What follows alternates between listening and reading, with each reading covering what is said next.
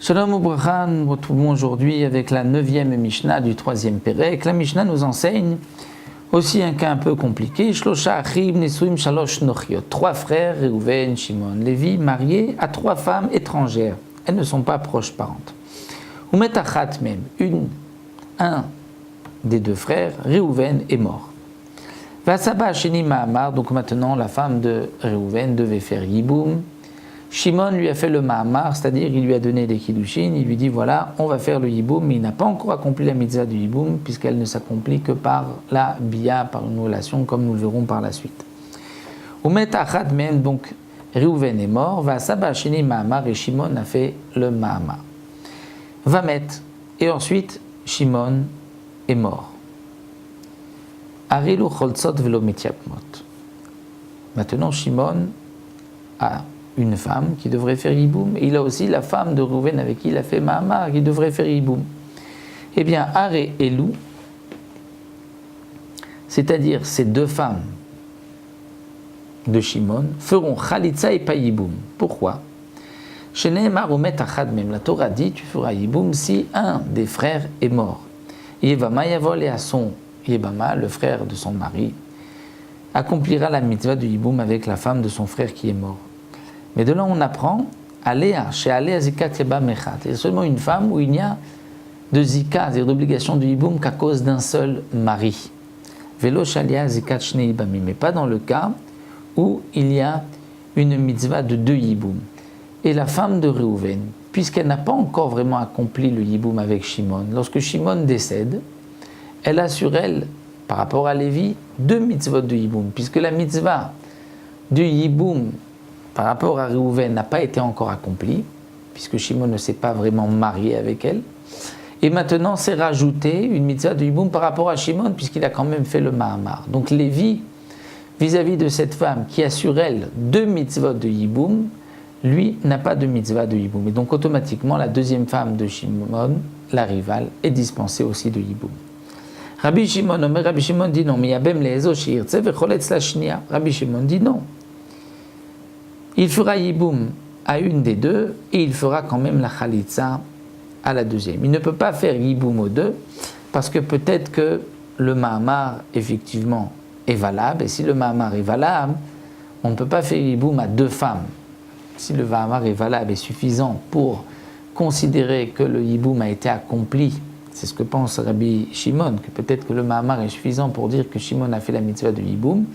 Donc l'obligation de yiboum par rapport à Reuven s'était terminée, donc elle n'a qu'une seule mitzvah, mais à ce moment-là, nous dit Rabbi Shimon, il ne pourra pas faire la mitzvah de yiboum avec les 2 femmes, puisqu'on fait yiboum qu'avec une seule. Donc il pourra faire yiboum à une d'entre elles et fera la chalitza à la deuxième. Un autre cas, Shnei achim nesuim nishte achayot, 2 frères mariés à 2 sœurs. Reuven et Shimon mariés à Rachel et Léa. Umet echad mehem, et un des 2 est mort. Donc Reuven meurt. Et ensuite, la femme de Shimon décède, Léa. Est-ce que maintenant Shimon peut faire le yiboum, puisque Rachel n'est plus la sœur de sa femme elle lui est décédée? Eh bien non, Arizo Asura Leolamit, elle reste interdite à jamais, Oil Venesra Lavsha'achat, puisqu'au moment où Reuven est mort, elle était interdite à Shimon, puisque c'était la sœur de sa femme, elle était interdite dans le cadre du yiboum. Donc maintenant, même si ensuite la femme de Shimon décède, il ne pourra pas accomplir la mitzvah du yiboum avec cette femme-là. Donc elle lui est interdite olamite à jamais, comme nous l'avons déjà vu un petit peu auparavant. On pouvait la déduire déjà d'une Mishnah précédente. Là, il nous restera une seule et dernière Mishnah pour terminer le 3e Pérek. Nous verrons Bezrat Hashem la prochaine fois. Shalom Bracha, bonjour à tous. Nous terminons aujourd'hui le 3e Pérek avec la 10e Mishnah. La Mishnah nous enseigne Shnaim Shekitshu Shte Nashim. 2 personnes qui se sont mariées avec 2 femmes. On ne parle pas de frères, 2 personnes étrangères, 2 hommes ont donné des kiddushin à 2 femmes. On va les appeler Reuven et David. Ont donné des kiddushin à 2 femmes qui ne sont pas sœurs. Au moment de la choupa, ils ont inversé, ils se sont trompés. Et chacun a pris la femme de l'autre, celle qui avait reçu les kiddushin de l'autre. Et par les kiddushin, même si c'est avant le mariage, une femme est déjà appelée Eshetish. Donc puisqu'elle a déjà reçu les kiddushin de l'un et qu'elle s'est mariée avec l'autre, donc il y a eu là un adultère. Arilu chayavi mishum Eshetish. Ils ont donc un chiyuv, une interdiction de Eshetish. Puisqu'ils ont accompli, ici ils ont fait, ils ont transgressé le issour de Eshetish d'adultère. Ayu achim, si en plus, les deux hommes étaient deux frères. Donc puisque l'un s'est marié, c'est-à-dire a eu une relation avec la femme de son frère, donc en plus qu'elle était Eshetish, elle était aussi Eshetach, la femme de son frère. Et on poursuit, Vimayu achayot, si elles étaient, elles, deux sœurs, alors là c'est encore plus grave, parce que Mishum Mishael achota, il y avait une transgression, parce qu'on ne peut pas avoir donné des kiddushin à une femme et ensuite avoir une relation avec la sœur de cette femme.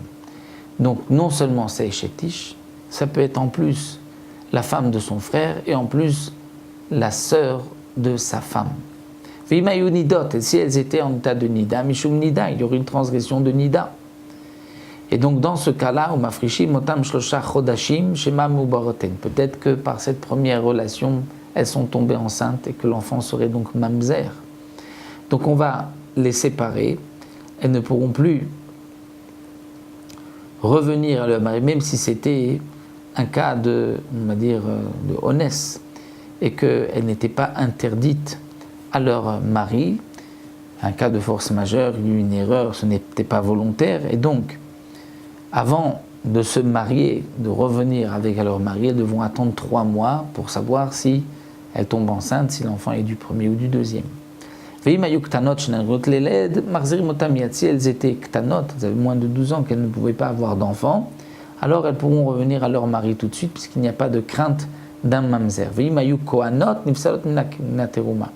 Et si elles étaient filles de Kohen, alors elles ne pourront plus manger de la terouma, même après le décès de leur mari, parce que par cette relation interdite, elles deviennent maintenant psoulot, interdites à la terouma, même si ensuite leur mari décède et qu'elles reviennent chez leur père, bien que c'était un cas de force majeure, puisqu'il y a eu une erreur, et ce n'était pas volontaire, malgré tout, il y a eu là un adultère qui est interdit à jamais au Kohanim et à manger de la terouma.